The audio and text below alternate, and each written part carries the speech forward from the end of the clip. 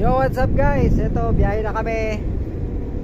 Biyahe na kami guys, papunta kami ng ng tawag yung work.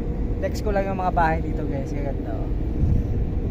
Nasa channeling kami, 3 oras sa channeling, mga 7 o'clock. Mga kabitaw ang piloto. Ito, text lang.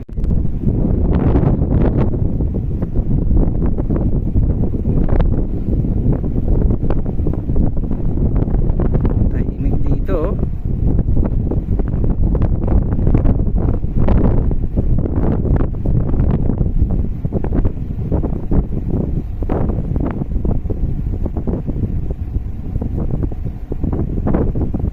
Ganda ng mga bahay guys.